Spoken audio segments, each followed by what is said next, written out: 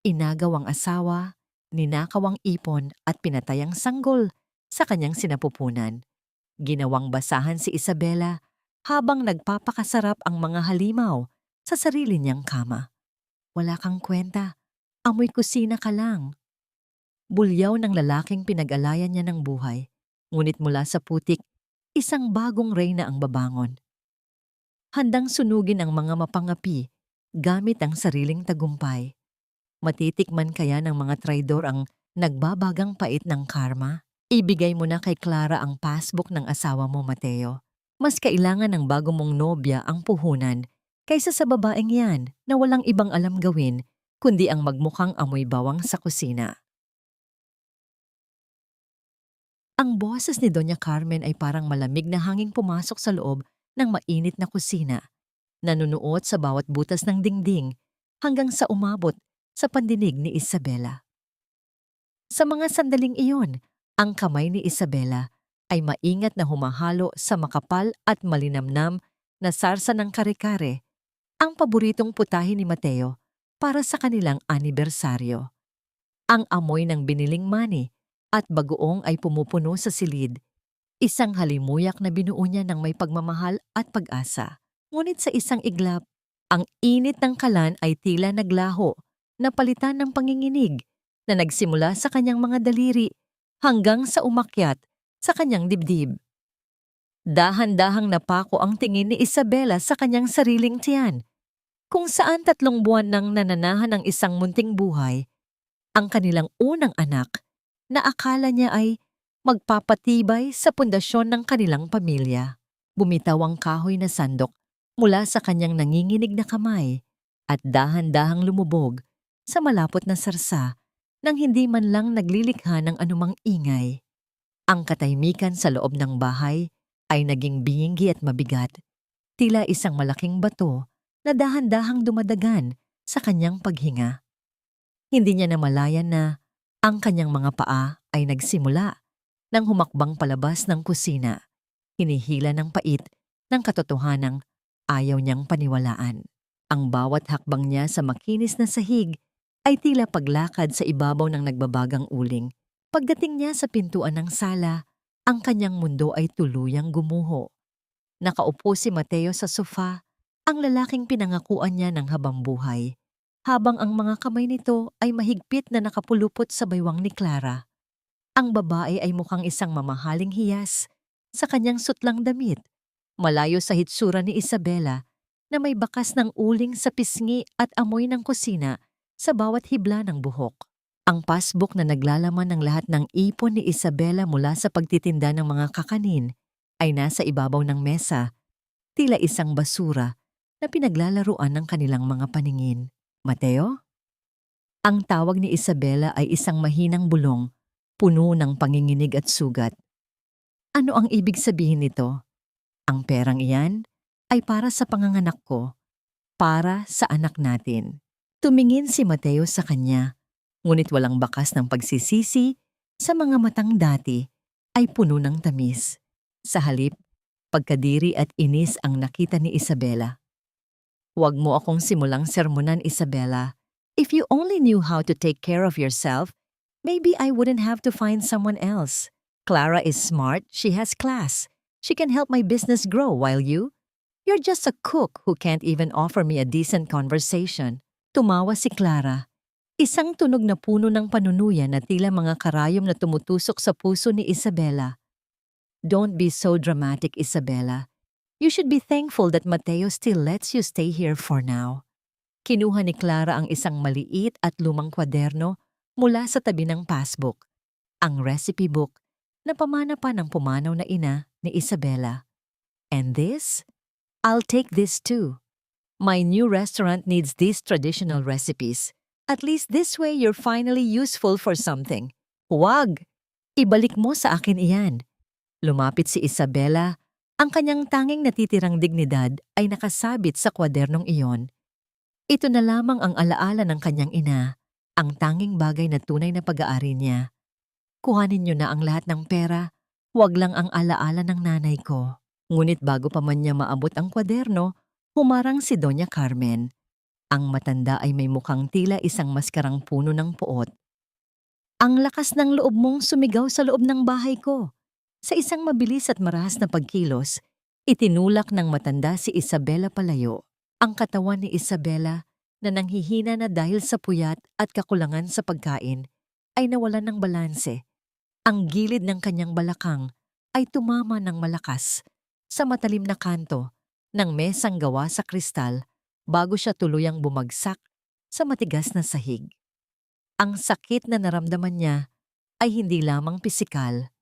Ito ay isang matalas at nakakabulag na hapdi na nagmula sa kanyang sinapupunan at kumalat sa buong katawan. Napahawak siya sa kanyang tiyan. Ang kanyang mga mata ay nanlaki sa takot habang nararamdaman ang mainit na likidong unti-unting dumadaloy mula sa kanyang hita, nanamlay at nagpapadungis sa kanyang maputing bestido. Mateo, ang baby, tulungan mo ako. Pagmamakaawa ni Isabela, ang kanyang tinig ay halos hindi na lumalabas dahil sa matinding kirot. Ngunit tumayo lamang si Mateo, hindi man lang lumapit upang tingnan kung ano ang nangyari. Kinuha niya ang payong at inakay si Clara patayo. Umalis na tayo, Clara. Doña Carmen, bahala ka na sa kanya. I don't want to deal with this mess. Ang huling nakita ni Isabela bago lumabo ang kanyang paningin ay ang likod ng kanyang asawa na naglalakad palayo kasama ang ibang babae. Habang ang ulan sa labas ay nagsisimulang humampas sa mga bintana, tila nakikiramay sa kanyang pagtangis. Naiwan siyang mag-isa sa malamig na sahig, kaya kapang sariling sakit, habang ang pulang mantsa sa kanyang damit ay unti-unting lumalaki. Ang katapusan ng kanyang pangarap at ang simula ng isang gabi na tila wala ng katapusan. Sa gitna ng dilim, isang tanong ang pilit na kumakawala sa kanyang isipan. Bakit ang pag-ibig na binuo sa loob ng maraming taon ay kasing daling gumuho ng isang kastilyong buhangin sa harap ng malupit na alon? Ang puting kisame ng maliit at tila napapabayaan ng klinika ang unang bumati sa namumulat na mga mata ni Isabela. Ang hangin sa loob ay may amoy ng gamot at kalawang, isang kombinasyon na nagpabigat sa kanyang dibdib. Dahan-dahang gumalaw ang kanyang kamay patungo sa kanyang tiyan, umaasang mararamdaman pa rin ang munting umbok na naging tanging dahilan ng kanyang pagngiti sa nakalipas na mga buwan. Ngunit ang kanyang nasalat ay isang patag at malambot na espasyo, tila isang lupang pinagnakawan ng binhi bago pa man ito makasibol. Isang matalas na kirot ang gumuhit sa kanyang puso, hindi dahil sa sugat sa kanyang katawan, kundi dahil sa katahimikang nagmumula sa loob ng kanyang sinapupunan. Mrs., gising ka na pala. Ang malungkot na boses ng doktor ang bumasag sa kanyang pagmuni-muni. Ang doktor ay hindi makatingin ng diretso sa kanya. Ang mga mata nito ay puno ng awa na mas lalong nakasugat sa damdamin ni Isabela. Ginawa namin ang lahat, pero masyadong malakas ang pagtama ng iyong balakang. Wala na ang bata. Walang salitang lumabas sa mga labi ni Isabela. Ang kanyang lalamunan ay tila binarahan ng isang malaking bukol ng yelo. Malamig at masakit lunukin. Ang mga luha ay nagsimulang dumaloy mula sa gilid ng kanyang mga mata, bumabasa sa kakarampot na unan na kanyang hinihigaan. Ang bawat patak ng luha ay tila isang bahagi ng kanyang kaluluwa na unti-unting namamatay. Sa loob ng ilang oras, ang tanging maririnig sa maliit na silid ay ang mabibigat at putol-putol na hininga ng isang inang nawalan ng anak, habang ang anino ng gabi ay unti-unting lumalamon sa liwanag ng silid. Sa kabila ng panghihina, pinilit ni Isabela na tumayo at lumabas ng klinika. Wala siyang pera, wala siyang ibang gamit, kundi ang suot na bestidong may mga bakas pa rin ng tuyong dugo. Sa gitna ng dilim at sa ilalim ng malakas na buhos ng ulan, nilakad niya ang daan pabalik sa bahay na itinuring niyang kanlungan. Ang bawat patak ng ulan na tumatama sa kanyang balat ay tila mga latigo na nagpapaalala sa kanyang kabiguan. Pagdating niya sa harap ng kanilang tarangkahan, ang Ang kanyang mga kamay ay nanginginig na humawak sa kandado. Ngunit kahit anong pilit niya, ang susi ay hindi na bumabaon sa loob. Pinalitan na ang lahat ng mga lock. Ang pinto ay dahan-dahang bumukas at lumabas si Doña Carmen. May hawak na payong at nakasuot ng makapal na balabal. Sa likod nito, nakita ni Isabela ang mga plastik na itim na naglalaman ng kanyang mga damit at personal na kagamitan, basa at nakakalat sa basang semento ng beranda. Wala ka nang babalikan dito, Isabela. Ang boses ng matanda ay walang bahid ng pagsisisi. Tila ba ang pagtataboy sa kanya ay isang gawaing bahay lamang. Sinabi na sa akin ni Mateo ang lahat. Alam kong sinadya mong itumba ang sarili mo para makakuha ng simpatiya at perahan kami. Ang isang babaeng pabaya ay walang karapatang manatili sa pamilyang ito. Pinalayas niyo na ako. Kinuha niyo na ang pera ko. Pati ang anak ko nawala na. Ang tinig ni Isabela ay paos at halos malunod sa ingay ng ulan. Maawa naman kayo. Tumawa si Doña Carmen, isang tunog na mas masakit pa sa sampal. Kumuha siya ng ilang barya sa kanyang bulsa at isinabog ang mga ito sa paanan ni Isabela. Ang mga barya ay tumama sa basang semento bago tuluyang lumubog sa putik. Iyan ang nararapat sa'yo. Umalis ka na bago ko patawagin ang mga tanod. Hinding-hindi ka na makakaapak sa bahay na ito. Amoy basura. Ang pinto ay muling sumara ng may kasamang bigat. Nagiiwan kay Isabela sa gitna ng kalsada. Lumingon siya sa paligid, ngunit ang buong mundo ay tila naging isang malaking anino. Wala siyang matuluyan, wala siyang matakbuhan. Bit-bit ang isang plastik ng basang damit. Nagsimula siyang maglakad ng walang patutunguhan. Ang kanyang mga paa ay kusa siyang dinala sa gilid ng riles ng tren, kung saan ang dilim ay mas malalim at ang hangin ay mas malupit. Tumigil si Isabela at tumingin sa malayo, kung saan ang isang maliwanag na ilaw mula sa isang malaking sasakyan ay mabilis na papalapit. Ang liwanag ay tila isang paanyaya ng kapayapaan para sa isang pusong pagod na sa pakikipaglaban. Ang kanyang mga paa ay humakbang patungo sa gitna ng kalsada. Ang kanyang mga mata ay dahan-dahang pumikit habang ang init ng ilaw ay unti-unti nang nararamdaman sa kanyang balat. Handa na siyang sumuko. Handa na siyang makasama ang kanyang anak sa kabilang buhay. Ngunit bago pa man siya tuluyang mahagip, isang matigas at magaspang na kamay ang biglang humablot sa kanyang braso at marahas siyang hinila pabalik sa gilid. Ang lakas ng hila ay nagdulot sa kanya upang mapaupo sa basang lupa. Isang matandang babae na may suot na kupas na kapote ang nakatayo sa kanyang harap. Ang muka ay puno ng kulubot, ngunit ang mga mata ay may taglay na kakaibang bagsik at malasakit. Sa kabilang kamay nito ay hawak ang isang malaking vamukkan na parang isang sandata laban sa kamatayan. Hoy Neng, ang buhay ay hindi tinatapon na parang tirang pagkain lang. Ang boses ng matanda ay paos, ngunit may awtoridad. Hinawakan niya ang balikat ni Isabela at pilit itong pinatayo. Sumama ka sa akin. Ang taong gutom ay madaling mawalan ng bait at sa tingin ko, kailangan mo ng mainit na sabaw bago mo tuluyang isuko ang iyong kaluluwa.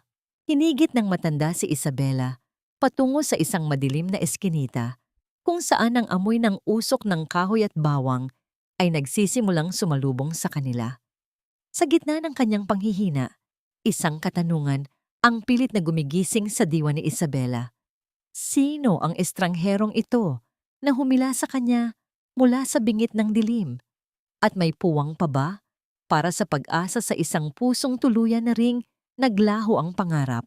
Ang amoy ng uling at lumang kahoy na nababasa ng ulan ang sumalubong sa pandinig at pang-amoy ni Isabela habang hila-hila siya ng matandang babae patungo sa isang maliit at lumanang karinderya. Ang bubong na gawa sa kinakalawang na yero ay lumilikha ng isang paulit-ulit at tila walang katapusang ritmo habang tinatamaan ng malalaking patak ng ulan. Isang tunog na tila nagpapaalala sa tibok ng isang pusong pagod na pagod na. Pinaupo ng matanda si Isabela sa isang mahabang upuang kahoy na may mga gasgas na ng panahon, habang ang paligid ay nababalot ng madilim at tila sumasayaw na anino mula sa isang maliit na gasera. Diyan ka lang, Neng. Huwag kang gagalaw na parang estatwa diyan. Ang kasing na boses ni Tita Flor ay bumasag sa katahimikan, bagamat ang kanyang mga kilos ay malayo sa kanyang matapang na pananalita. Kumuha siya ng isang makapal at lumang kumot na amoy araw at sabon, at maingat na ibinalot ito sa nanginginig na balikat ni Isabela. Hindi nagtagal, lumapit ang matanda bitbit ang isang mangkok na gawa sa makapal na seramika, kung saan ang usok ay marahang pumapaitaas. Dala ang bango ng luya at sariwang bigas. Kainin mo ito. Lugaw yan, hindi lason. Huwag mong titigan na parang may binubulong sa'yo. Utos ni Tita Flor, habang inilalagay ang kutsara sa kamay ni Isabela. Ang init ng mangkok ay unti-unting nanuot sa naninigas na mga daliri ni Isabela.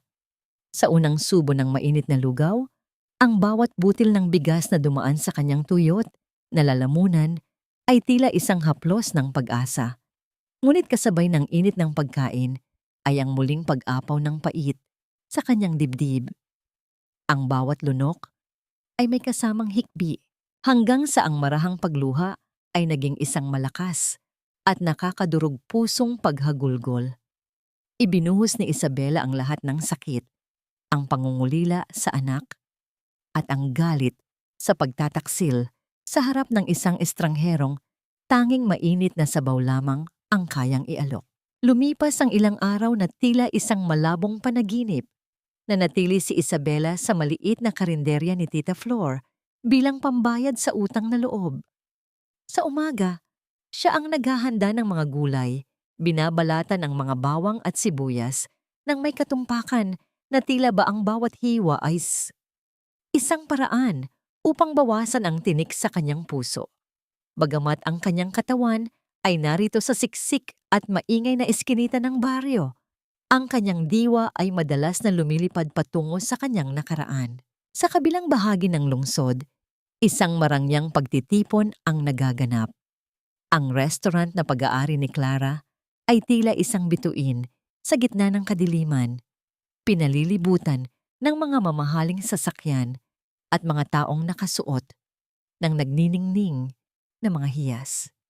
Doon, ang mga recipe na pinaghirapan ni Isabela ay inihahain sa mga pilak na plato, binabansagan bilang isang bagong tuklas na obra maestra ni Clara.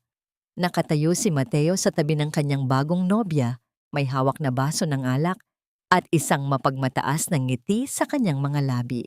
"I told you, Mateo," bulong ni Clara habang nakasandal sa balikat ng lalaki. "Ang mga recipe na ito ang magdadala sa atin sa itaas." It was a waste of talent na nasa kamay lang iyon ng isang hamak na asawang katulad ni Isabela. She didn't know what she had, but I do.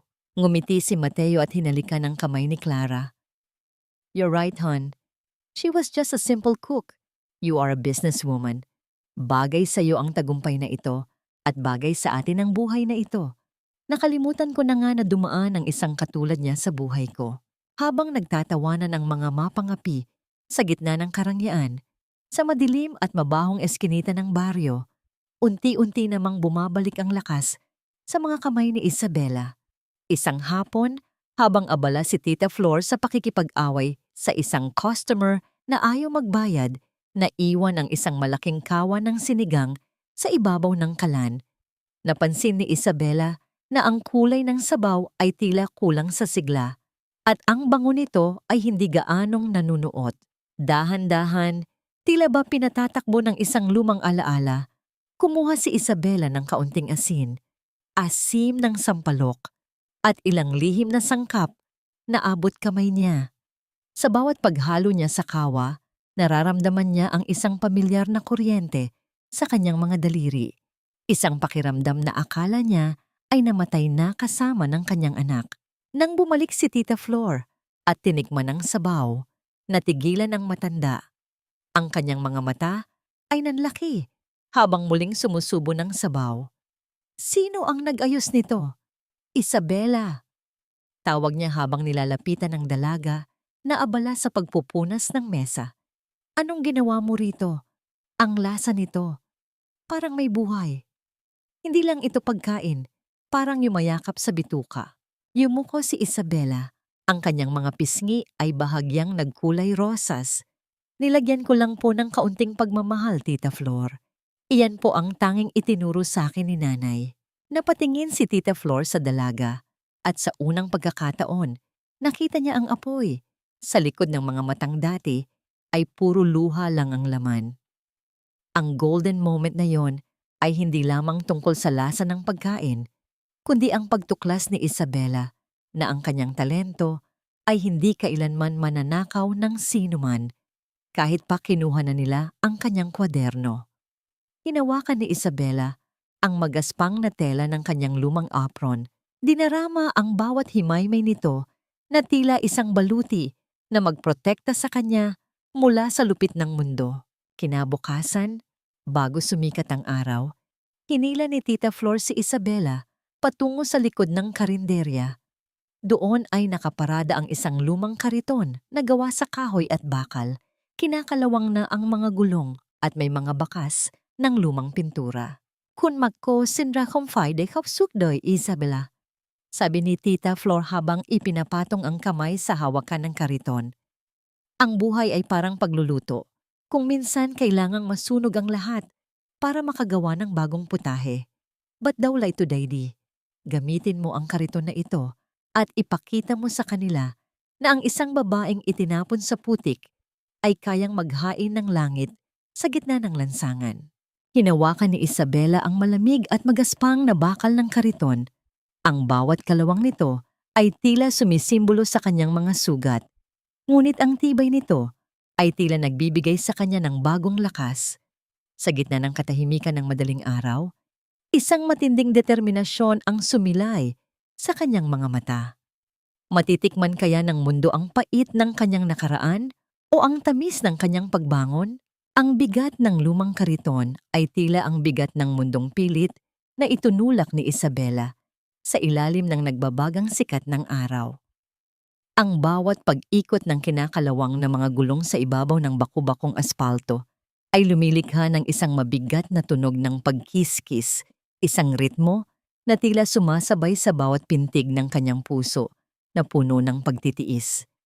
Ang pawis ay dumadaloy mula sa kanyang noo, pumapatak sa kanyang luma, ngunit malinis na apron, habang ang amoy ng usok mula sa mga sasakyan at alikabok ng kalsada ay uent-unting humahalo sa bango ng bawang at tuyo na kanyang niluluto. Sa unang araw ng kanyang pagtitinda, ang bawat tingin ng mga taong naglalakad sa paligid ay tila isang hatol. May mga nagtatawanan, may mga napapatingin, nang may pagtataka sa isang babaeng may maamong mukha, ngunit nagtutulak ng isang maruming kariton. Isang grupo ng mga kalalakihan na tila mga tambay sa kanto ang humarang sa kanyang daan. Ang kanilang mga mukha ay puno ng pambubulas. Hoy Neng, bago ka rito ah? Hindi mo ba alam na may bayad ang pagpwesto rito? Ang bansa na boses ng isa sa kanila ay nagpatahimik sa ingay ng paligid. Ang lalaki ay lumapit at tinangkap ang hawakan ang takip ng kanyang kaldero. Dati-rati, ang ganitong sitwasyon ay magpapaluhana kay Isabela. Ngunit sa sandaling iyon, ang takot ay napalitan ng isang malamig na determinasyon. Tumingin siya ng diretso sa mga mata ng lalaki, hindi gumagalaw, hindi kumukurap. Hindi po ako naghahanap ng gulo. Naghahanap po ako ng buhay. Kung gutom po kayo, heto ang isang mangkok ng tapsilog. Tikman niyo muna, bago niyo ako paalisin. Nagulat ang mga lalaki sa kanyang tapang. Ang pinuno nila ay kumuha ng isang kutsara at sa sandaling dumampi ang kanin at malambot na karne sa kanyang dila, ang bagsik sa kanyang muka ay biglang naglaho. Ang linamnam ng timpla ni Isabela ay tila isang mahiwagang kamay na humaplos sa kanilang kumakalam na sikmura. Walang ano-ano, Ang mga lalaking kanina ay nananakot ay naging kanyang unang mga tagapagtanggol. Inaalalayan pa siyang makahanap ng magandang pwesto sa ilalim ng isang malaking puno. Habang lumilipas ang mga oras, ang bango ng adobo at sinangag ni Isabela ay kumalat sa hangin. Tila isang awit na tumatawag sa mga nagugutom na manggagawa, draper ng deep, at mga empleyadong naghahanap ng lasang gawang bahay. Ang bawat serving na iniaabot ni Isabela ay may kasamang tapat na ngiti, isang pakikipagkapwa-tao na matagal nang nawala sa kanyang buhay noong siya ay nakakulong pa sa marangyang bahay ni Mateo. Sa kabilang bahagi ng lungsod, sa loob ng restaurant na tila isang palasyo, si Clara ay hindi mapakali. Ang mga mesa ay halos walang tao, at ang mga reklamong naririnig niya mula sa mga waiter ay lalong nagpapainit ng kanyang ulo. Why is it so bland? This is supposed to be the best recipe. Ang sigaw ng isang customer na mabilis na lumabas ng pinto. Tiningnan ni Clara ang recipe book ni Isabela na nasa kanyang harap. Ang mga sulat kamay doon ay malinaw. Ang mga sangkap ay kumpleto, ngunit kahit anong gawin ng kanyang mga mamahaling chef, ang lasa ay palaging may kulang. Mateo, something is wrong. Bakit hindi nila magaya ang lasa nito? Ang asik niya sa lalaking abala sa pag-aayos ng kanyang relos, hindi alam ni Clara na ang nawawalang sangkap ay hindi nabibili sa palengke. Ito ay ang puso ng isang babaeng dumaan sa apoy ng pagsubok. Nang sumapit ang malalim na gabi, sa gitna ng katahimikan ng kalsada, naupo si Isabela sa gilid ng kanyang kariton. Ang kanyang mga kamay ay makirot, ang kanyang likod ay tila mababali na sa pagod. Kinuha niya ang isang maliit na kahon ng lata at dahan-dahang binuksan ito. Doon, ang mga papel na pera at barya na uring pira-piraso at basa ng pawis ay nakasalansan. Ang golden moment na ito ay higit pa sa halaga ng pera. Ito ang patunay na kaya niyang tumayo sa sarili niyang mga paa. Hinawakan niya ang isang pisong barya, dinarama ang bawat ukit nito, habang ang mga luha ng pasasalamat ay dahan-dahang pumatak sa kanyang pisngi. Biglang bumuhos ang isang mahinang ulan, nagbibigay ng kakaibang kislap sa madilim na aspalto. Isang marangyang sasakyan na kulay itim ang dahan-dahang tumigil sa harap mismo ng kanyang kariton. Ang bintana nito ay bumaba, at ang liwanag mula sa loob ng sasakyan ay tumama sa mukha ng isang lalaking may malalim at tila naghahanap ng mga mata. Bumaba ang lalaki mula sa sasakyan. Ang kanyang mamahaling sapatos ay tumapak sa basang lupa ng gilid ng kalsada. Ang kanyang ayos ay halatang galing sa isang mahalagang pulong, ngunit ang kanyang pagod ay bakas sa bawat galaw ng kanyang balikat.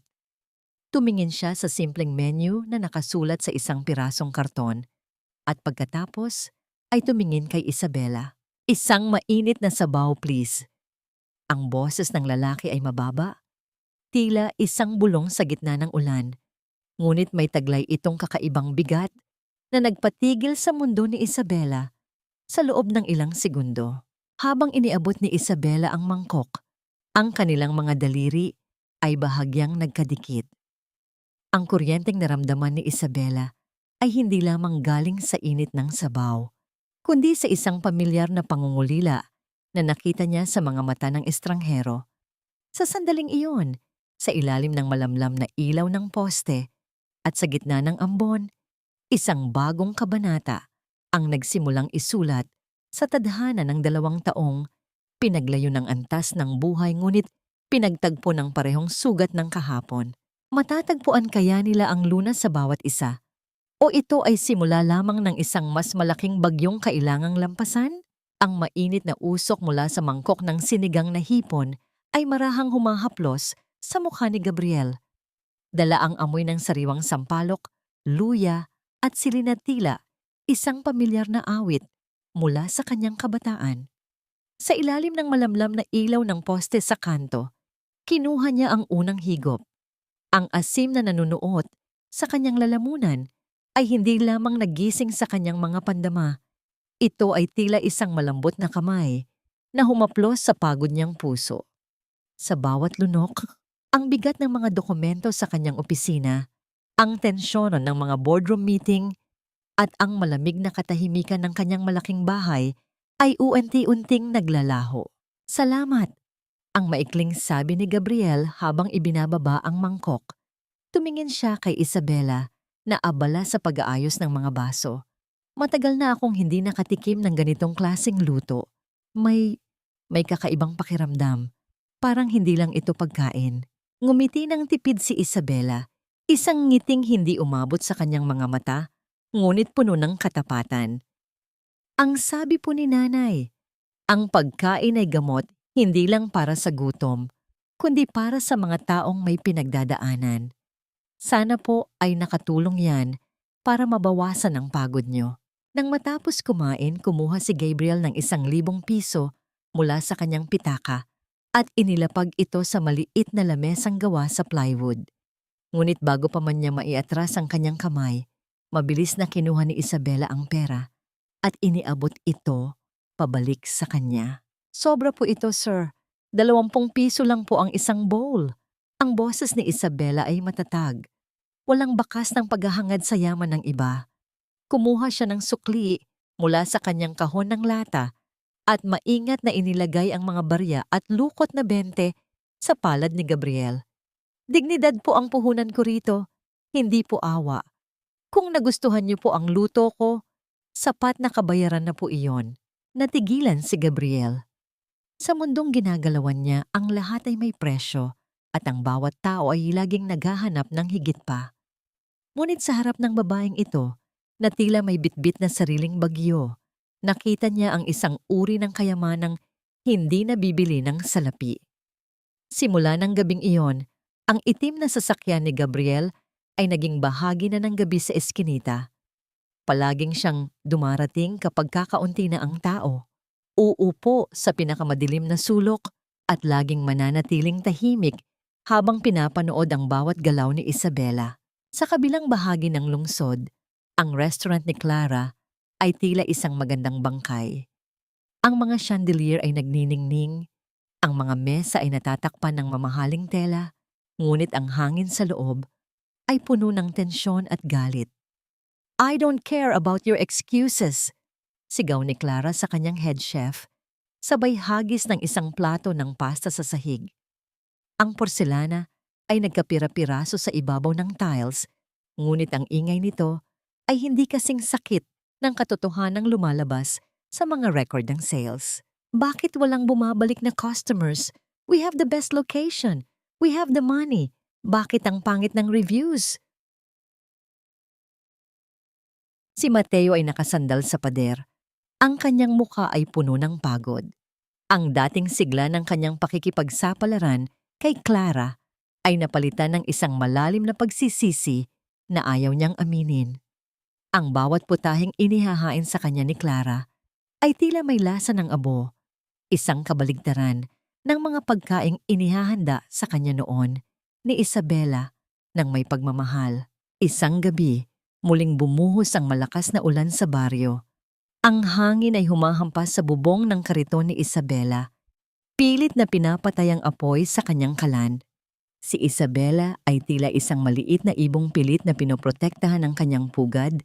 Ang kanyang mga kamay ay mabilis na humahawak sa mga kagamitan upang hindi liparin ng hangin. Dahan-dahang bumukas ang pinto ng itim na sasakyan. Lumabas si Gabriel, hindi alintana ang mamahaling suit na unti-unting nababasa ng ulan. Hindi siya nagsalita. Sa halip tumayo siya sa gilid ng kariton, ginagamit ang kanyang malapad na likod at balikat bilang panangga sa humahampas na hangin at ulan. Ang katahimikan sa pagitan nila ay puno ng isang uri ng komunikasyong hindi nangangailangan ng salita.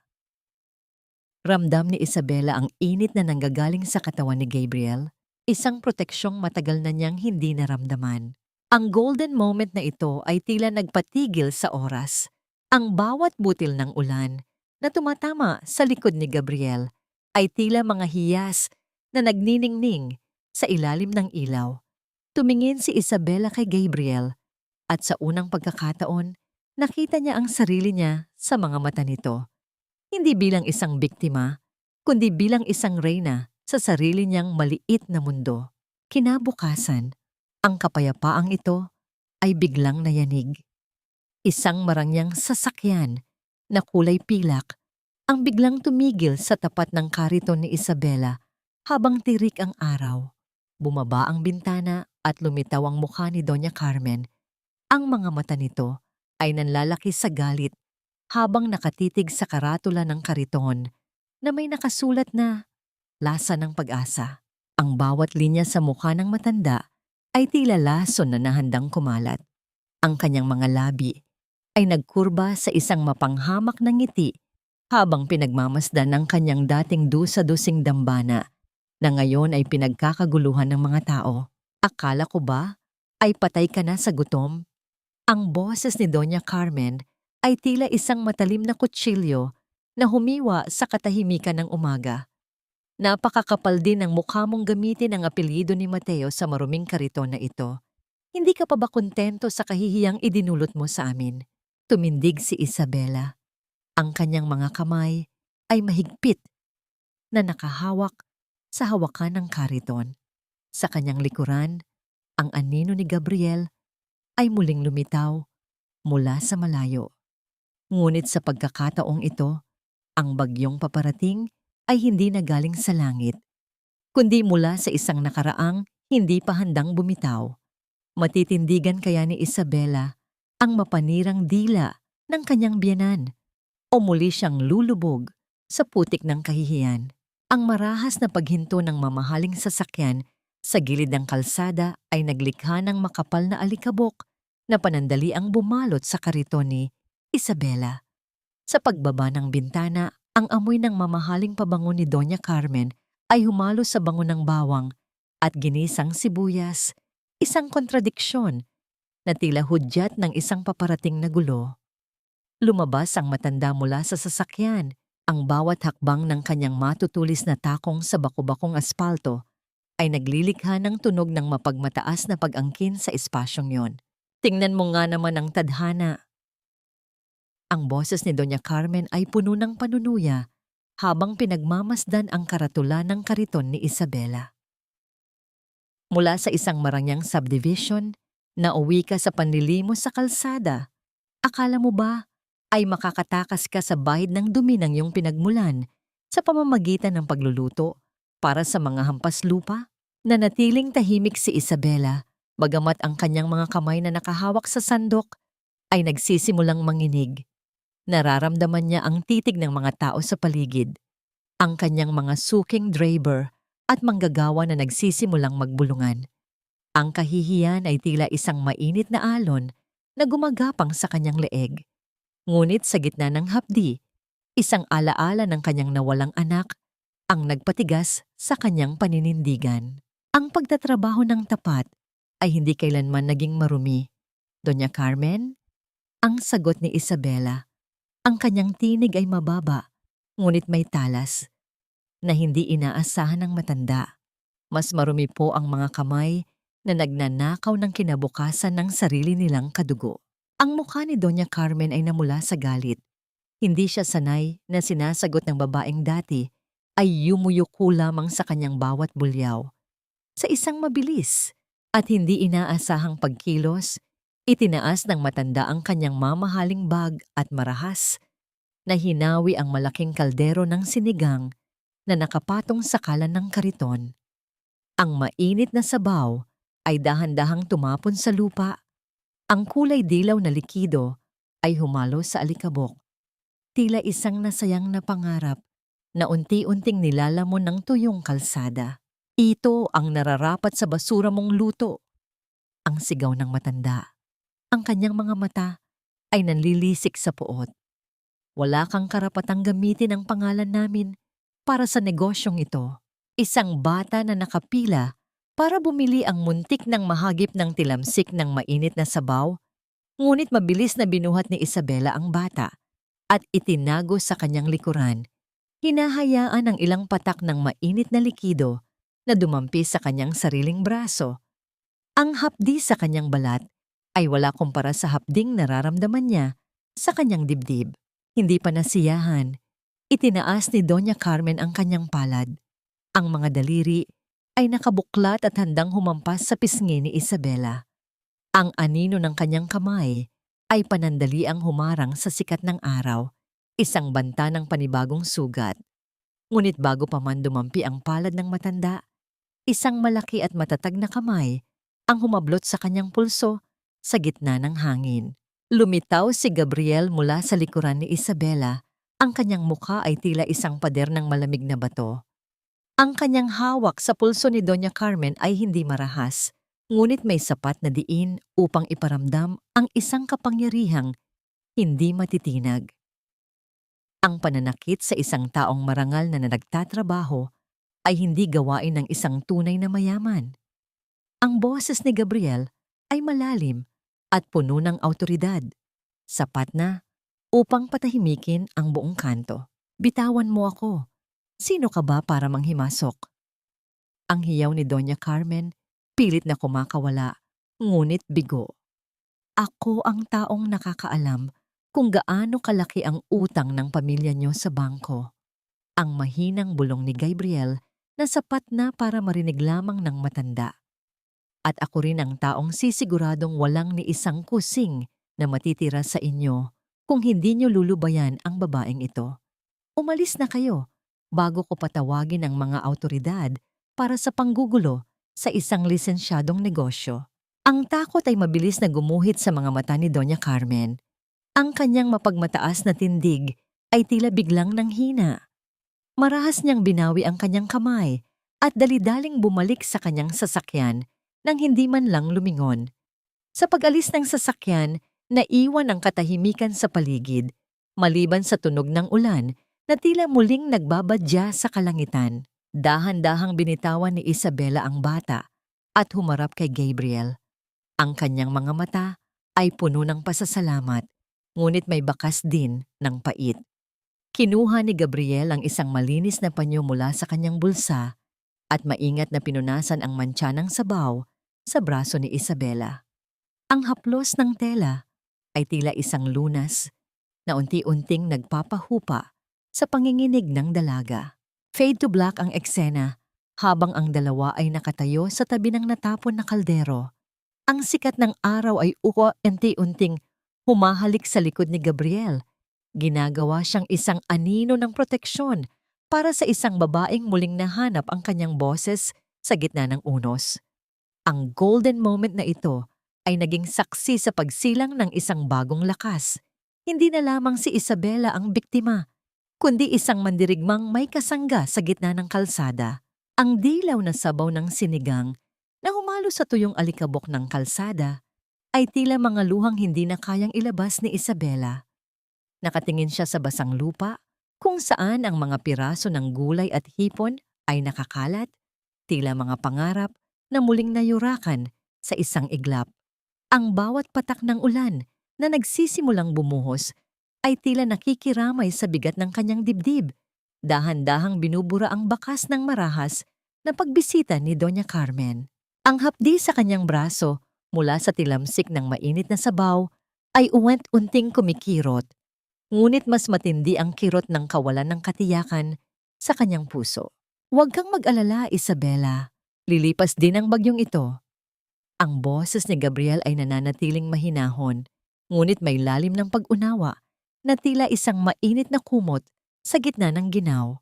Kinuha niya ang walis na nakasandal sa gilid ng kariton at nagsimulang linisin ang kalat ng walang pag-aalinlangan, kahit na ang kanyang mamahaling sapatos ay nababasa na ng putik. Hindi nagtagal, ang katahimikan ng kalsada ay napalitan ng ingay ng mga taong lumalabas mula sa kanilang mga barong-barong. Si Mang Tino, ang driver ng jeep na suki ni Isabela, ay lumapit bitbit ang isang timba ng tubig. Ang mga kapitbahay na dati ay tinitingnan lamang siya mula sa malayo, ay nagsimulang magtulong-tulong. May kumuha ng basahan, may nag-ayos ng natumbang kalan, at may nagdala ng isang maliit na upuan para makaupo si Isabela. Ang bayanihan na ito ay hindi nangangailangan ng maraming salita. Ang bawat haplos ng magagaspang na kamay sa kanyang balikat At ang bawat tulong na iniabot ay sapat na upang maramdaman ni Isabela na hindi siya nag-iisa sa laban na ito. Mabuti ang puso mo, Neng. Hindi hahayaan ng langit na manatili ka sa putik. Bulong ng isang matandang babae habang inaabot ang isang baso ng tubig. Sa gitna ng kaguluhan ng paglilinis, lumapit si Gabriel kay Isabela. May alam akong lugar, Isabela, isang maliit na pwesto na hindi kalayuan dito. Mas ligtas ka roon at hindi ka basta-basta magagalaw ng kahit sino. Tumingin siya ng malalim sa mga mata ng dalaga. Tila sinusukat ang tibay ng loob nito. I don't want to see you like this again. You deserve more than a corner of a dusty street. Umiling ng dahan-dahan si Isabela. Ang kanyang mga mata ay nananatiling matatag sa kabila ng pamamaga. Salamat, Gabriel. Pero gusto kong dito magsimula. Dito ako tinanggap ng mga tao nung wala akong kahit ano. Kung tatakas ako ngayon, parang tinalikuran ko na rin ang sarili ko. Ang golden moment na ito ay nagmarka sa pagbabago ng pagtingin ni Gabriel kay Isabela. Hindi na lamang niya ito nakikita bilang isang babaeng nangangailangan ng tulong, kundi isang mandirigmang may prinsipyo. Ang bawat galaw ni Isabela, habang muling inaayos ang kanyang mga kagamitan, ay may kasamang bagong uri ng dangal. Habang ang baryo ay nababalot ng init ng pagtutulungan, sa loob ng isang madilim na silid sa kabilang bahagi ng lungsod, ang galit ay nagsisimulang mag-alab. Si Clara ay nakaupo sa harap ng kanyang computer, binabasa ang mga ulat ng pagkalugi ng kanyang restaurant. Ang bawat numero ay tila isang sampal sa kanyang mukha. Kinuha niya ang kanyang telepono at may tinawagan.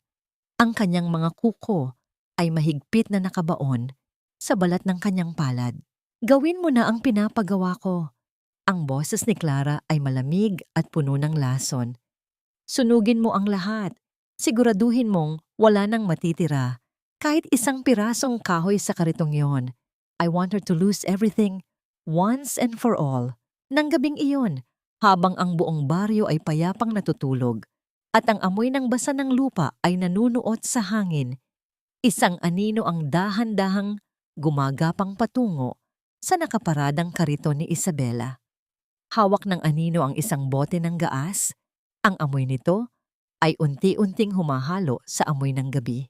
Isang maliit na liwanag mula sa isang posporo ang dahan-dahang sumilay sa dilim.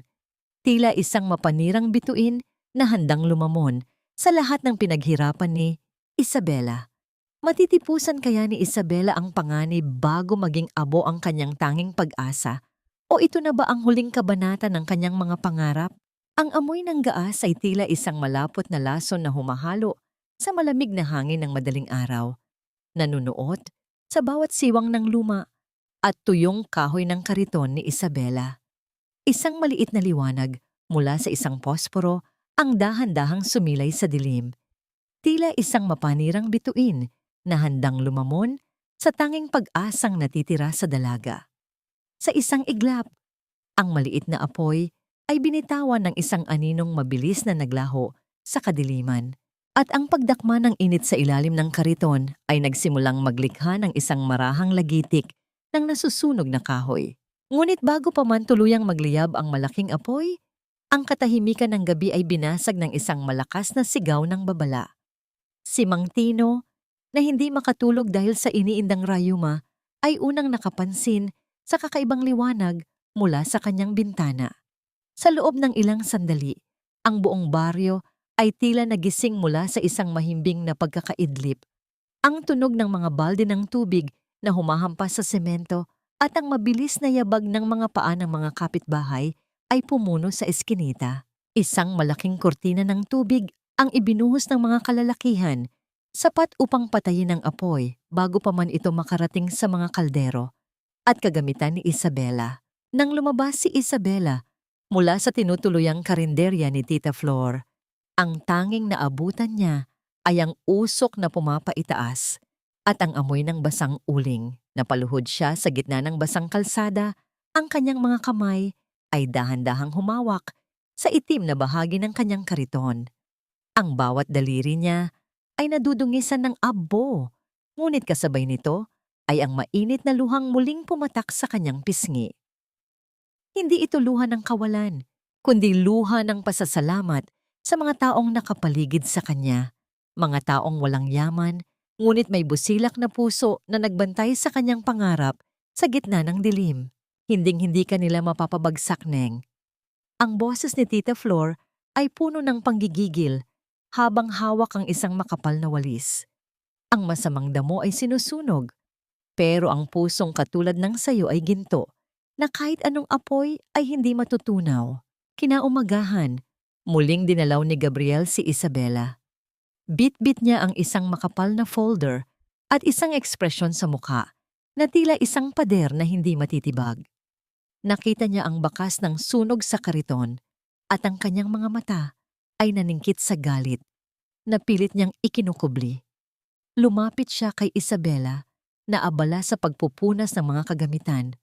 Ang mga kamay nito ay may mga maliliit na paso mula sa pagmamadaling iligtas ang mga gamit kagabi. Isabela, stop! Ang boses ni Gabriel ay malumanay, ngunit may awtoridad. Kinuha niya ang basahan mula sa kamay ng dalaga at dahan-dahang hinawakan ang nanginginig nitong mga daliri. Hindi mo na kailangang dumaan sa ganito. I have a space, a small shop. Not far from here, may maayos na pinto, may matibay na bubong, at higit sa lahat, may protection ka. Yumuko si Isabela. Ang kanyang puso ay nagtatalo sa pagitan ng hiya at pangangailangan. Gabriel, alam mo namang wala akong sapat na pera para sa renta ng isang tunay na pwesto. Ang kariton na ito lang ang kaya ko. This is not a charity, Isabela. It's an investment. Seryosong sabi ni Gabriel habang inilalabas ang isang kontrata. Ito ay business agreement. Babayaran mo ako ng renta, pero sa presyong makatarungan. I believe in your food. I believe in you. Huwag mong hayaang manalo ang mga taong gustong sunugin ang buhay mo. Sa unang pagkakataon, tinanggap ni Isabela ang tulong. Ang pirma niya sa papel na yon ay tila isang sumpa ng pagsilang muli. Ngunit bago sila maghiwalay, napansin ni Gabriel ang isang sariwang sugat sa palad ni Isabela. Kinuha niya ang isang maliit na first aid kit mula sa kanyang sasakyan. Fade to black ang eksena habang dahan-dahang nililinis ni Gabriel ang sugat ni Isabela. Ang kanyang mga hawak ay tila humahaplos sa kaluluwa ng dalaga, puno ng pag-iingat na tila ba ang bawat bahagi ng katawan ni Isabela ay isang mamahaling porselana na ayaw niyang mabasag.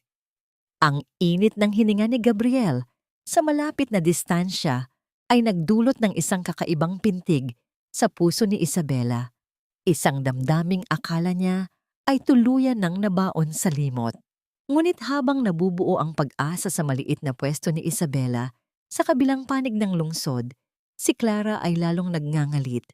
Ang balitang nabigo ang kanyang plano ay tila isang mitya na nagpasabog sa kanyang natitirang pasensya. Tumingin siya kay Mateo na tila isang hayop na handang manakmal. If we can't burn her out, we'll starve her out. Alamin mo kung sino ang tumutulong sa kanya, Mateo. At kapag nalaman mo, sisiguraduhin nating pati ang taong iyon ay mawawalan ng lahat. Matutuklasan kaya ni Mateo ang papel ni Gabriel sa buhay ni Isabela at handa bang isakripisyo ni Gabriel ang sarili niyang pangalan upang protektahan ang isang babaeng nagsisimula pa lamang makakita ng liwanag sa gitna ng abo. Ang bawat hibla ng kurtinang gawa sa katsa ay dahan-dahang hinahaplos ng hanging amoy ulan na pumapasok sa bagong bukas na pinto ng maliit na kainan ni Isabela. Ang pader na pininturahan ng payak na puti ay nagbibigay ng liwanag na tila isang bagong pahina ng aklat na handa ng sulatan. Sa gitna ng silid, ang amoy ng ginisang bawang, murang luya at sariwang tanglad ay nagsasagawa ng isang sayaw sa hangin, nag-aanyaya sa sinumang dadaan na pumasok at makahanap ng panandaliang ginhawa. Hindi man kasing laki ng mga restaurant sa syudad, ang lasa ng pag-asa ay may taglay na init na tila isang yakap ng isang inang naghihintay sa pag-uwi ng kanyang anak. Sa loob ng kusina, si Isabela ay abala sa pag-aayos ng mga sahog. Ang kanyang bawat galaw ay may kasamang katiyakan at ingat. Tila ba ang bawat piraso ng gulay ay isang mahalagang hiyas na dapat ingatan. Ang kanyang mga kamay, bagamat may bakas ng mga luma at bagong paso, ay hindi na nanginginig. Ang bawat paghiwa niya ay tila pagputol sa mga tanikala ng kanyang nakaraan. Siguradong mapupuno na naman tayo mamaya, Neng. Ang boses ni Tita Flor ay puno ng kagalakan habang maingat na inilalagay ang mga bagong saing na kanin sa malalaking mangkok. Ang matanda ay tila nababawasan ng 10 taon sa kanyang edad dahil sa siglang hatid ng tagumpay ni Isabela. Isang marahang pag-alog ng maliit na tanso sa ibabaw ng pinto ang nagbabadya ng pagdating ng isang panauhin. Pumasok si Gabriel. Ang kanyang ayos ay tila galing sa isang mahabang araw sa opisina, ngunit ang kanyang mga mata ay agad na nagliwanag nang makita si Isabela. May dala siyang isang maliit na pasong may halamang sampagita. Ang bango nito ay mabilis na humalo sa amoy ng niluluto ni Isabela. Para sa iyong bagong simula, ang boses ni Gabriel ay mababa at puno ng lambing habang inilalagay ang halaman sa ibabaw ng counter. Ang kanyang mga daliri ay bahagyang dumampi sa kamay ni Isabela.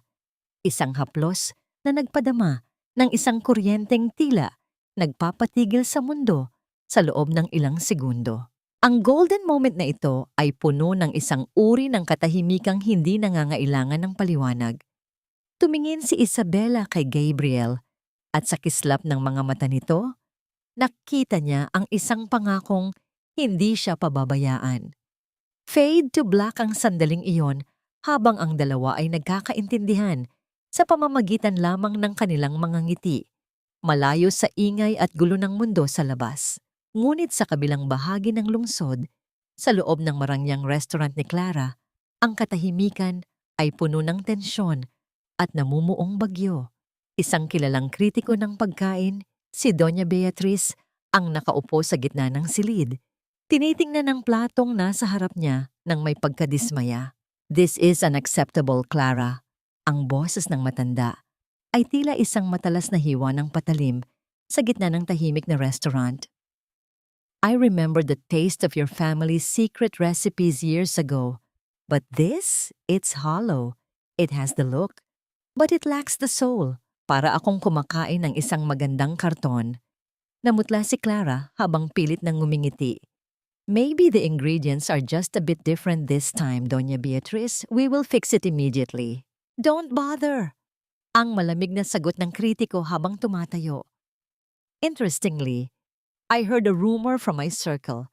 There's a small, nameless eatery somewhere in the barrio that serves a sinigang that tastes exactly like what your brand used to be.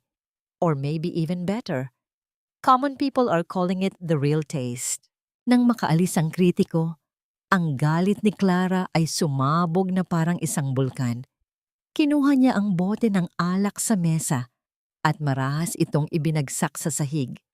Ang likido ay kumalat sa mamahaling carpet, tila isang mantsa na hindi na mabubura. Si Mateo, na nakasandal sa pinto ng opisina, ay nakarinig sa lahat. Isang malalim na pagdududa ang nagsimulang gumapang sa kanyang isipan. Ang aling-aungaw ng salitang baryo at real taste ay tila isang multong humahabol sa kanya. "Mateo!" sigaw ni Clara. Ang kanyang muka ay puno ng lason. "Alamin mo kung sino ang tinutukoy ng matandang iyon. Now, if she thinks she can hide in the slums and steal my customers, she is wrong." Tumalikod si Mateo. Ang kanyang puso ay nagsisimulang tumibok ng mabilis dahil sa kaba. Ang ideya na baka si Isabela ang tinutukoy ng kritiko ay tila isang bangungot na ayaw niyang maging totoo. Sa gitna ng dilim ng gabi, nagsimulang magmaneho si Mateo patungo sa pamilyar na daan ng baryo. Ang bawat kanto ay nagpapaalala sa kanya ng babaeng kanyang minaltrato at itinapon. Matutuklasan kaya ni Mateo ang tagumpay ni Isabela sa gitna ng kanyang sariling pagbagsak?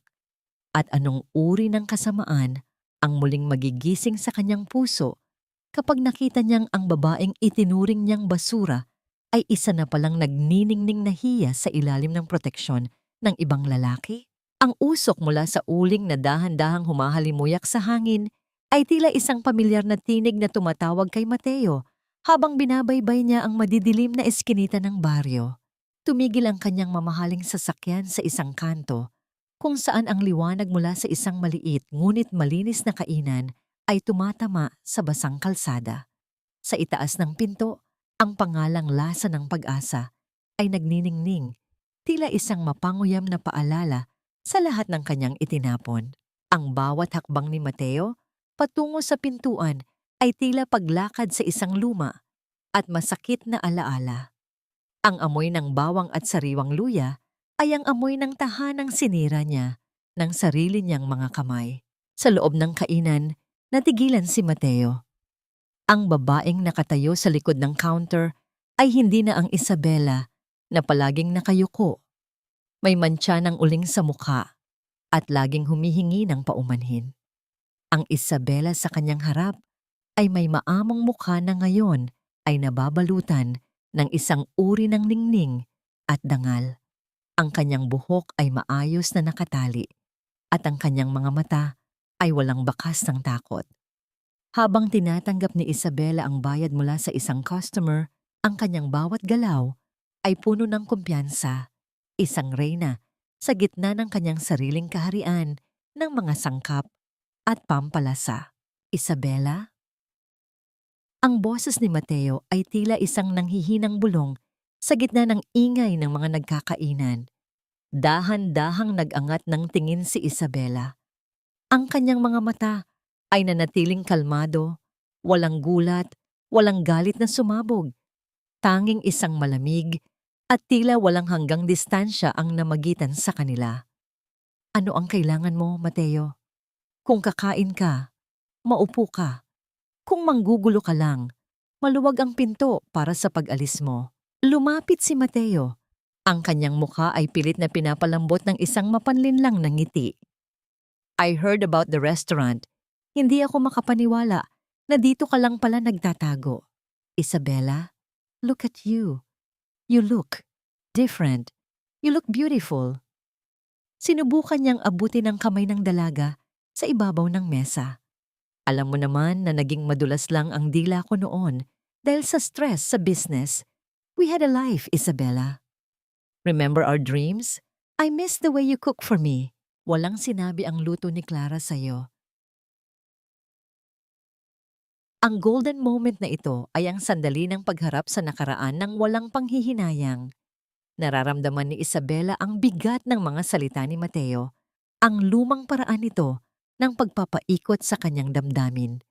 Ang laso ng gaslighting na dati ay nagpapaluhod sa kanya. Ngunit ngayon, ang bawat salita ni Mateo ay tila isang tuyong dahon na madaling tangayin ng hangin. Sa kabilang bahagi ng silid, nakasandal si Gabriel sa pader. Ang kanyang mga braso ay nakakrus sa kanyang dibdib. Hindi siya gumalaw, hindi siya sumingit. May maliit na nangiting sumilay sa kanyang mga labi habang pinapanood ang tibay ng loob ni Isabela. Alam niyang hindi na kailangan ng dalaga ng tagapagtanggol. Ang apoy sa loob ni Isabela ay sapat na upang tunawin ang anumang kasinungalingan. Tapos ka na ba, Mateo? Ang boses ni Isabela ay tila patak ng ulan sa yelo. Kinuha niya ang isang basong puno ng tubig na may yelo mula sa counter. Sabi mo, namimiss mo ang luto ko. Ang namimiss mo ay ang isang taong kaya mong tapakan nang hindi lumalaban. Namimiss mo ang isang aliping handang magtiis para sa iyong karangyaan. Bago pa man makasagot si Mateo, marahang ibinuhos ni Isabela ang malamig na tubig sa harap ng lalaki. Hindi marahas, kundi isang dahan-dahang pagpapadama ng lamig ng kanyang nararamdaman. Ang tubig ay tumalsik sa mamahaling polo ni Mateo. Ang mga butil nito ay dumadaloy pababa, tila mga luhang hindi na kayang iluha ni Isabela para sa kanya. Ang tubig na ito ay para magising ka sa katotohanan, sabi ni Isabela habang inilalagay ang baso sa mesa nang walang ingay. Wala na ang babaeng binalasubas niyo. Ang tanging narito ay ang babaeng sisiguradong hinding-hindi niyo na muling mahahawakan kahit ang anino ng aking tagumpay. Lumabas ka na, Mateo. Amoy basura ang dila mo sa loob ng aking kainan. Namutla si Mateo sa kahihiyan. Ang mga tao sa paligid ay nagsimulang tumingin sa kanya ng may paghamak. Ang bawat bulungan ng mga manggagawa ay tila mga latigo sa kanyang pagkatao. Tiningnan niya si Gabriel, na ngayon ay naglalakad na patungo sa tabi ni Isabela. Ang awtoridad sa tindig ni Gabriel ay sapat na upang iparamdam kay Mateo kung gaano siya kaliit. Umalis ka na, ang mahinang utos ni Gabriel. Ang bawat salita ay may bigat ng isang babala. Lumabas si Mateo. Ang kanyang puso ay puno ng nagbabagang puot at inggit. Pagpasok niya sa kanyang sasakyan, hinampas niya ang manibela. Ang kanyang paghinga ay mabilis at puno ng pait. Kinuha niya ang kanyang telepono at tinawagan si Clara. Nahanap ko na siya. Ang boses ni Mateo ay tila isang lason na handang kumalat sa dilim. And you're right, Clara. We have to finish this. She has someone protecting her now. And if we don't act, we'll lose everything. Habang ang sasakyan ni Mateo ay mabilis na lumalayo, naiwan si Isabela sa loob ng kanyang kainan, nakatitig sa basang mesa. Isang malalim na hininga ang pinakawalan niya. Tila ba ang huling bakas ng kanyang nakaraan ay tuluyan ng sumama sa tubig na kanyang ibinuhos. Ngunit sa likod ng kanyang tagumpay, isang tanong ang nananatiling nakabitin sa hangin. Hanggang saan ang kayang gawin ng mga taong nawala na ng dangal upang bawiin ang isang bagay na kailanman ay hindi naman talaga naging sa kanila? Ang sinag ng liwayway ay dahan-dahang gumagapang sa sahig ng maliit na kainan, tila mga daliring ginto na humahaplos sa mga kasangkapang pinaghirapan ni Isabela. Ang bango ng namumukadkad na sampagita sa ibabaw ng counter ay humahalo sa umuusok na barako, isang halimuyak na nagbibigay ng panandaliang kapayapaan sa gitna ng namumuong unos. Ngunit sa kabila ng katahimikang ito, ang isipan ni Isabela ay tila isang malalim na dagat na pilit na inuunawa ang mga pangyayari kagabi. Ang bawat salita ni Mateo ay tila mga tuyong dahon na pilit na sumasabit sa kanyang gunita, nagpapaalala sa kanya na ang kalaban ay hindi pa tuluyang sumusuko. Masyadong malalim ang iniisip mo, Isabela. Baka masunog ang iyong mga pangarap bago pa man mailuto. Ang malambot na boses ni Gabriel ay bumasag sa kanyang pagmuni-muni. Nakatayo ang lalaki sa pintuan. Ang kanyang mga mata ay puno ng malasakit habang nakatingin sa dalaga na hawak ang isang basong puno ng tubig. Tila nakalimutan ng inumin ito. Dahan-dahang ibinaba ni Isabela ang baso. Ang tunog ng kristal na lumalapat sa kahoy ay halos hindi marinig sa katahimikan ng umaga. Hindi ko lang lubos maisip, Gabriel, kung paano naging ganito kadilim ang puso ng mga taong dati ay itinuring kong pamilya. Mateo came here, looking for a piece of me that he already destroyed. Hindi ko alam kung hanggang saan ang kayang gawin ni Clara kapag nalaman niyang hindi lang pagkain ang inaalok ko rito, kundi ang katotohanan. Lumapit si Gabriel at tumayo sa tabi ni Isabela. Hindi niya hinawakan ang kamay nito, ngunit ang distansya sa pagitan nila ay sapat na upang maramdaman ni Isabela ang init at proteksyong nagmumula sa lalaki. Huwag kang mag-alala sa mga taong magnanakaw, Isabela. Ang magnanakaw ay palaging takot sa liwanag, at ang liwanag ay nasa panig mo. Kinuha ni Gabriel ang isang maliit na folder mula sa kanyang bag. I've been doing some research. Clara's restaurant is using your recipes, but they are struggling with the process. They have the map, but they don't know the road. Bukas, darating si Doña Beatriz, ang pinakamahigpit na food critic sa bansa. She requested a private tasting. I arranged it so she could come here first without them knowing. Ang golden moment na ito ay puno ng isang uri ng pagtitiwalang hindi mababayaran. Ang paraan ng pagprotekta ni Gabriel, hindi sa pamamagitan ng dahas, kundi sa pamamagitan ng talino at diskarte, ay nagdulot ng isang kakaibang pintig sa puso ni Isabela. Fade to black ang sandaling iyon Habang ang dalawa ay nagpaplano sa ilalim ng malamlam na ilaw, ang kanilang mga anino ay tila nagbubigkis sa gitna ng maliit na kusina. Sa kabilang panig ng lungsod, sa loob ng naglalagablab na kusina ni Clara, ang kaguluhan ay tila isang impyernong walang hanggan. Ang mga chef ay nagkakandara pa. Ang bawat utos ni Clara ay tila isang hagupit ng latigo sa kanilang pagkatao. Hawak ni Clara ang lumang kwaderno ni Isabela. Ang mga pahina nito ay may mga mantsa na ng langis at galit. Bakit hindi niyo makuha ang tamang timpla? It's all here. The measurements, the ingredients, you're all useless.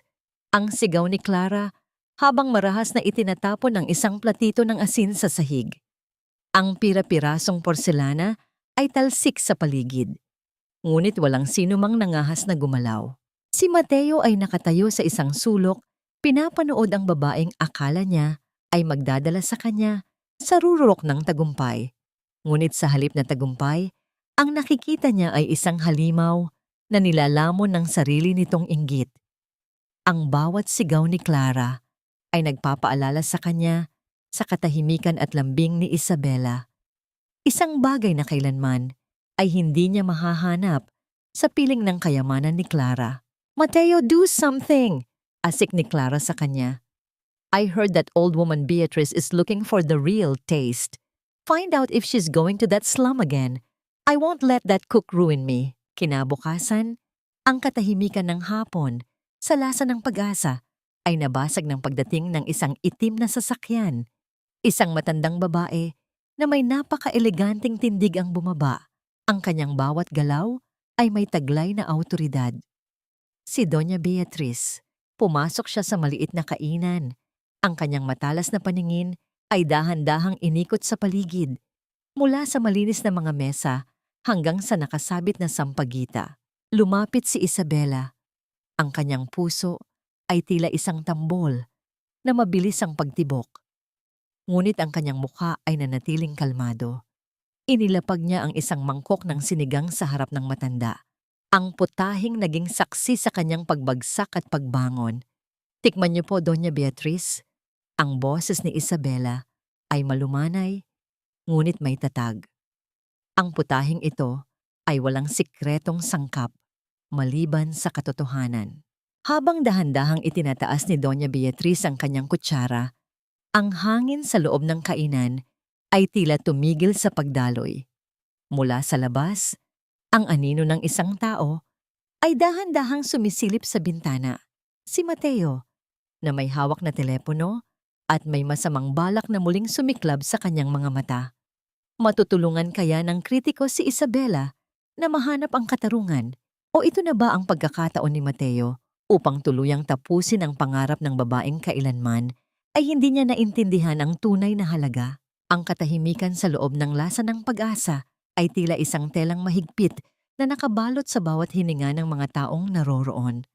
Ang marahang pagtama ng pilak na kutsara sa porselanang mangkok ni Doña Beatriz ay ang tanging ingay na bumabasag sa kapayapaan ng hapon.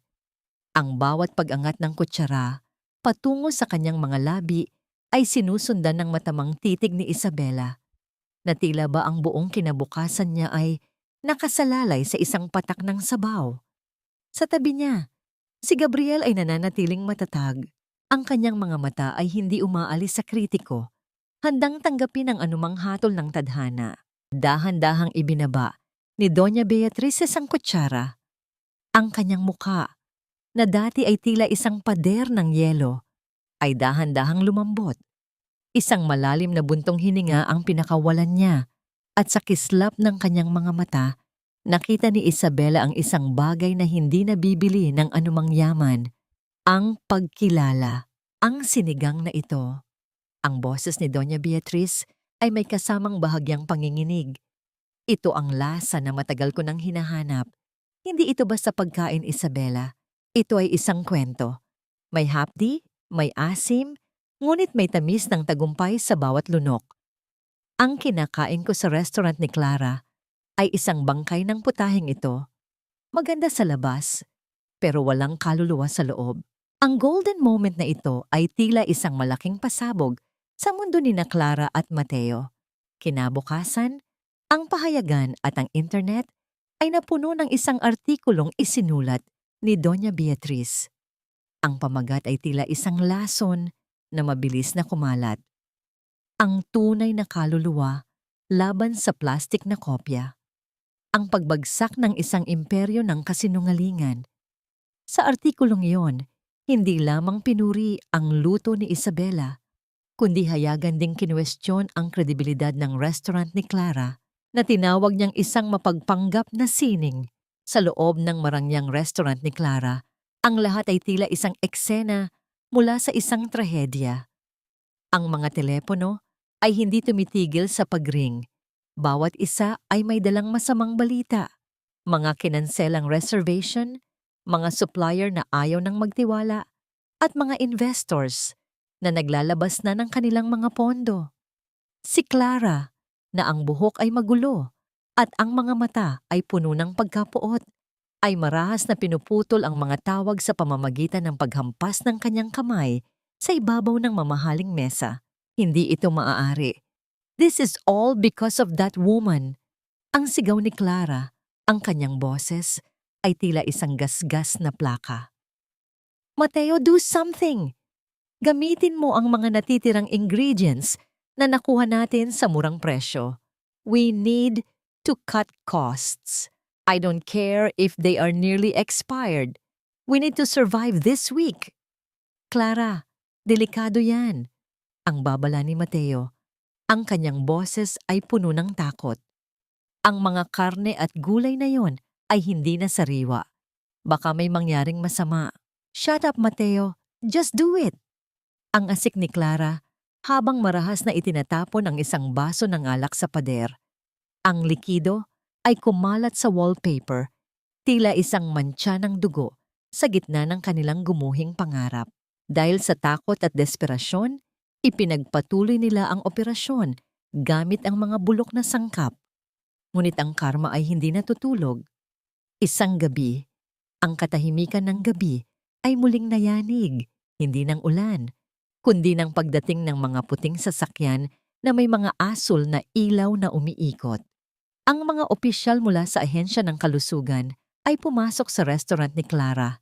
Dala ang mga ulat ng mahigit 10 customer na isinugod sa ospital dahil sa matinding pagkalason sa pagkain. Fade to black ang eksena habang si Clara at Mateo ay pilit na itinatago ang kanilang mga muka mula sa mga kumikislap na ilaw ng mga kamera ng media. Ang kanilang marangyang pinto ay dahan-dahang sinilyuhan ng isang dilaw na tape, tila isang tanikala na tuluyang nagpako sa kanila sa kahihiyan. Sa gitna ng kaguluhan, nakita ni Mateo sa malayo ang isang billboard, ang mukha ni Isabela, nagniningning sa liwanag, ang bagong simbolo ng katapatan at tagumpay sa mundo ng amtak. Ang kabanatang ito ay nagtapos sa isang matinding emosyon. Ang pagbagsak ng mga mapangapi ay hindi nagsimula sa isang bala, kundi sa isang mangkok ng sinigang na puno ng katotohanan. Ngunit sa gitna ng kanilang pagbagsak, isang huling desperadong hakbang ang pinaplano ni Mateo. Kapag ang isang tao ay wala na talagang mawawala, ano ang huling ganti na kaya niyang gawin upang sakta ng babaeng tila kailanman ay hindi niya mapapatawad sa pagiging mas mabuting tao kaysa sa kanya? Ang dilaw na tape na nakaharang sa pintuan ng restaurant ni Clara ay tila isang tanikala na hindi lamang nagpako sa gusali, kundi pati na rin sa dangal ng mga taong nasa loob nito. Ang katahimikan sa paligid ng marangyang subdivision ay nababahalata ng mga bulong ng mga kapitbahay. Bawat isa ay may dalang pait at paghatol. Sa loob ng isang madilim at masikip na apartment sa gilid ng syudad, si Mateo ay nakaupo sa sahig. Ang kanyang mga mata ay walang kislap habang nakatitig sa kanyang mga gamit na nakasilid lamang sa mga plastik na bag. Ang pamilya ni Clara, sa takot na madamay sa kahihiyan at mga demanda, ay mabilis na naghugas kamay at itinapon siya sa kalsada na parang isang basurang wala ng pakinabang. Kahit si Doña Carmen ay hindi nakaligtas sa hagupit ng tadhana. Ang matandang dati ay naglalakad na tila reyna ay nakatira na ngayon sa isang maliit na kwartong paupahan kung saan ang tanging maririnig ay ang paulit-ulit na tunog ng tumutulong gripo na tila bumibilang sa kanyang mga pagkakamali. Ang kanyang mga alahas ay naisanla na lahat para sa pambayad sa mga utang na iniwan ni Mateo. Ang bawat gabi ay puno ng pagsisisi, hindi dahil sa masamang ginawa niya kay Isabela, kundi dahil sa pagkawala ng kanyang karangyaan. Isang gabi, habang ang ulan ay muling bumubuhos ng malakas, tila sumasabay sa bigat ng kalooban ni Mateo, naglakad siya patungo sa baryo. Ang kanyang mga hakbang ay mabigat. Ang bawat pagtapak ng kanyang butas na sapatos sa putik ay nagpapaalala sa kanya kung gaano kalayo na ang kanyang nilakbay mula sa rurok hanggang sa kailaliman. Huminto siya sa tapat ng Lasa ng Pag-asa. Ang liwanag mula sa loob ng kainan ay tila isang bituin na nagniningning sa gitna ng unos. Nakita niya si Isabela sa loob, abala sa pag-aayos ng mga huling customer. Ang kanyang mukha ay payapa at puno ng liwanag. Nang lumabas si Isabela upang isara ang pinto, natigilan siya nang makita ang isang anino sa dilim. Lumapit si Mateo. Ang kanyang buong katawan ay basang-basa. Ang kanyang mga balikat ay nakalaylay sa matinding kahihiyan. Bigla siyang lumuhod sa basang semento. Ang kanyang mga kamay ay nanginginig na humawak sa gilid ng apron ni Isabela. Isabela, please! Patawarin mo ako. Ang boses ni Mateo ay paos at basag, halos malunod sa ingay ng ulan. I lost everything. Clara left me. Her family ruined me. Wala na akong matuluyan. I realize now, ikaw lang ang tunay na nagmahal sa akin. Let me come back. I can work for you. Kahit tagahugas ng plato, kahit ano. Just give me one more chance. Ang golden moment na ito ay ang sandali ng ganap na paglaya ni Isabela. Tumingin siya kay Mateo, hindi nang may puot, kundi nang may malalim na awa. Hindi ang awa na nagpabalik sa dati niyang pag-ibig, kundi ang awang nararamdaman mo para sa isang estrangherong tuluyan nang nawala sa sariling landas. Dahan-dahang binawi ni Isabela ang dulo ng kanyang apron mula sa maruming kamay ni Mateo. Ang bawat daliri niya ay tila pinuputol na ang huling hibla ng kanilang nakaraan. Mateo, ang kapatawaran ay ibinibigay sa mga taong marunong tumingin sa kanilang pagkakamali, hindi sa mga taong bumabalik lang dahil wala na silang mapuntahan. Ang boses ni Isabela ay malumanay, ngunit kasing lamig ng ulan. Ang babaeng minahal mo at sinaktan mo ay matagal nang namatay kasama ng anak na ipinagkait niyo sa akin.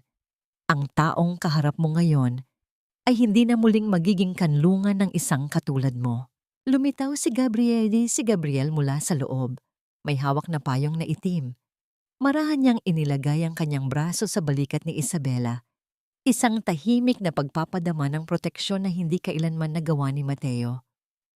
Tiningnan ni Gabriel si Mateo ng walang salita, ngunit ang awtoridad sa kanyang mga mata ay sapat na upang iparamdam kay Mateo kung gaano ito kababa. Please, Isabela, how can you be so heartless? Sigaw ni Mateo, pilit na ginagamit ang kanyang huling sandata ng pagmamanipula. After everything we've been through? Heartless? Isang mapait na ngiti ang sumilay sa mga labi ni Isabela. Ang pagpili sa sarili ko pagkatapos mong durugin ang puso ko ay hindi kawalan ng puso, Mateo. Iyon ay tinatawag na katarungan. Fade to black ang eksena habang si Isabela at Gabriel ay dahan-dahang pumasok sa loob ng maliit ngunit nagniningning na kainan. Ang pinto ay sumara nang may kasamang bigat, isang tunog na nagpapahiwatig ng katapusan ng isang masakit na kabanata. Naiwan si Mateo sa labas, nakaluhod sa putik, habang ang ulan ay patuloy na bumubuhos, tila isang basahang itinapon at kinalimutan ng panahon. Matututunan kaya ni Mateo na mabuhay sa gitna ng kanyang sariling abo o ang kanyang desperasyon ay magdadala sa kanya sa isang mas madilim na desisyon? Ang bawat patak ng ulan na humahampas sa bubong ng maliit na apartment ni Mateo ay tila mga martilyong bumabasag sa kanyang natitirang bait. Nakatitig siya sa basong puno ng tubig sa kanyang harap, tinitingnan ang sarili niyang refleksyon na ngayon ay tila isang estranghero. Haggard, may malalalim na itim sa ilalim ng mga mata at punong-puno ng pait. Ang amoy ng amag at luma sa loob ng kwartong iyon ay malayo sa bango ng mamahaling pabango at masasarap na putahing nakasanayan niya noon sa piling ni Isabela. Isang malalim na hininga ang pinakawalan niya, isang hiningang puno ng pagkainggit habang naalala ang liwanag at tagumpay sa mukha ng kanyang dating asawa. Hindi ito maaari. Ang bulong ni Mateo, ang kanyang boses, ay tila isang laso na dahan-dahang kumakalat sa silid. Hindi ako papayag na siya ang masaya habang ako ay nasa putik. Ako ang nagdala sa kanya sa itaas. Ako ang dahilan kung bakit siya natutong lumaban. Utang niya sa akin ang lahat ng ito. Sa kabilang panig ng lungsod, ang lasa ng pag-asa ay unti-unti nang nagbabago. Sa tulong ni Gabriel, ang maliit na pwesto ay naging isang tanyag na kainan na dinadayo na rin ng mga tao mula sa iba't ibang panig ng probinsya. Ang disenyo nito ay simple ngunit puno ng sining. Mga pader na gawa sa kawayan, mga disenyong gawa sa lokal na hinabi, at ang bango ng sampagita na nananatiling buhay sa bawat sulok. Habang nagpaplano sina Isabela at Gabriel para sa pagpapalawak ng kainan, ang kanilang mga anino sa ilalim ng dilaw na ilaw ay tila naglalapit, bumubuo ng isang larawan ng kapayapaang matagal na ring hinangad ng dalawa. Isabela, look at this! Ang boses ni Gabriel ay puno ng paghanga habang ipinapakita ang plano para sa bagong kusina. Ang kanyang kamay ay marahang lumapit sa kamay ni Isabela sa ibabaw ng mesa. You built this! Not because of Mateo, but despite of him, you are the strongest person I know. Isang golden moment ang sumiklab sa pagitan nila. Hindi na binalawi ni Isabela ang kanyang kamay. Sa halip, hinayaan niya ang init mula sa palad ni Gabriel na manatili roon. Tila isang pangako na sa pagkakataong ito, hindi na siya maglalakad mag-isa. Fade to black ang sandaling iyon habang ang kanilang mga ngiti ay nagsasabi ng mga bagay na hindi kayang bigkasin ng anumang wika. Ngunit ang kapayapaang ito ay panandalian lamang. Kinabukasan, isang balita ang yumanig sa buong komunidad. Si Clara ay formal ng kinasuhan ng multiple counts of reckless imprudence at food safety violations. Ang kanyang pamilya, upang mailigtas ang sarili nilang pangalan, ay tuluyan ng itiniwalag ang lahat ng koneksyon sa kanya. Ang marangyang buhay na ipinagyayabang ni Clara ay gumuho na parang kastilyong buhangin sa harap ng malupit na alon. Sa loob ng presinto, ang kanyang boses ay tila isang desperadong hiyaw ng isang halimaw na nawalan ng kapangyarihan. Dahil sa takot na madamay, si Mateo ay gumawa ng isang huling mapanganib na hakbang. Sa gitna ng gabi, pumasok siya ng lihim sa tinutuluyang paupahan ni Doña Carmen. Ang matanda ay nakaratay na sa isang manipis na banig. Ang kanyang boses ay tila isang tuyong dahon sa hangin habang tinatawag ang pangalan ni Mateo. Mateo, anak, maawa ka. Ang hikbi ng matanda habang nakatingin sa kanyang anak na ngayon ay may hawak na mga dokumento ng natitirang ari-arian ng matanda. Iyan na lang ang natitira sa akin para sa gamot ko. Kailangan ko ito, ma. Kung hindi ko ito kukunin, wala na akong magagawa para makabangon. Ang sigaw ni Mateo, ang kanyang mga mata ay nanlilisik sa desperasyon. Dadalhin ko ito kay Isabela. Pipilitin ko siyang tanggapin ako muli gamit ang perang ito bilang puhunan. She's weak. She will forgive me. Ang huling kabanata ng kanilang pagbagsak ay nagsisimula na. Habang papunta si Mateo sa lasa ng pag-asa, dala ang huling yaman na ninakaw niya sa sariling ina. Ang langit ay tila nagbabadya ng isang malaking bagyo. Ang bawat hakbang ni Mateo ay may kasamang anino ng kasamaan na hindi na kayang itago. Tumigil siya sa tapat ng kainan. Nakita si Isabela na masayang tumatawa kasama si Gabriel sa loob.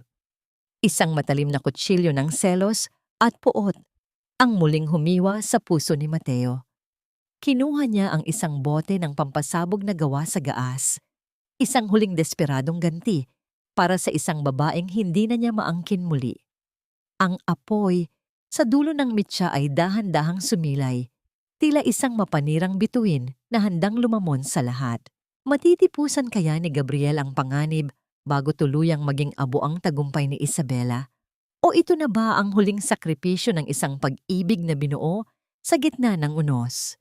Ang mitya ay paikli ng paikli, at ang tadhana ni Isabela ay muling nakasabit sa isang manipis na hibla ng pagkakataon. Ang liwanag mula sa mitya ng bote ng gaas ay sumasalamin sa mga mata ni Mateo, na ngayon ay tila wala na sa sariling katinuan. Ang kanyang mga kamay ay nanginginig, hindi dahil sa lamig ng gabi, kundi dahil sa matinding puot na humalo sa kanyang desperasyon. Sa kabilang panig ng salamin ng kainan, nakikita niya si Isabela na nakangiti, isang ngiting hindi kailanman naging para sa kanya sa nakalipas na mga taon. Ang bawat tawa ni Isabela ay tila isang matalim na kutsilyo na sumusugat sa kanyang pagkatao. Nagpapaalala sa kanya na ang babaeng itinuring niyang basahan ay isa na ngayong nagniningning na hiyas. Kung hindi ka mapapa sa akin, walang pwedeng makinabang sa'yo. Ang pabulong na sigaw ni Mateo, ang kanyang boses ay tila isang laso na dahan-dahang kumakalat sa dilim. Itinaas niya ang bote, handa nang ihagis ito patungo sa bubong na gawa sa tuyong kawayan at nipa. Ngunit bago pa man bumitaw ang bote mula sa kanyang mga daliri, isang matatag na kamay ang humablot sa kanyang braso mula sa likuran. Si Gabriel, na kanina pa nakapansin sa kahina-hinalang anino sa labas, ay mabilis na kumilos. Ang pagkakahawak ni Gabriel ay tila isang bakal na sipit. Hindi hinahayaan ang anumang pagkakataon para makawala si Mateo. Ang bote ay dahan-dahang kinuha ni Gabriel at inilapag sa semento nang walang anumang ingay, habang ang mitya ay maingat na pinatay sa pamamagitan ng pagtakip ng isang basang-basahan. Tapos na ang laro mo, Mateo. Ang boses ni Gabriel ay mababa, ngunit puno ng awtoridad, sapat na upang manginig ang buong katawan ni Mateo sa takot.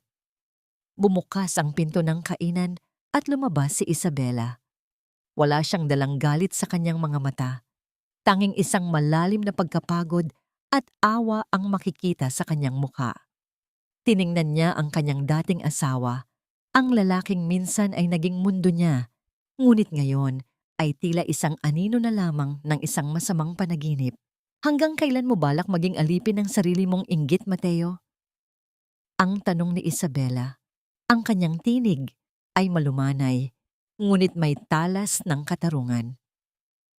Sinira mo na ang buhay mo. Huwag mo nang subukang sunugin pati ang buhay ng ibang tao. Hindi mo kailanman makukuha ang apoy ko sa pamamagitan ng paninira. Hindi nagtagal, ang tunog ng mga sirena ng pulis ay dahan-dahang lumalapit.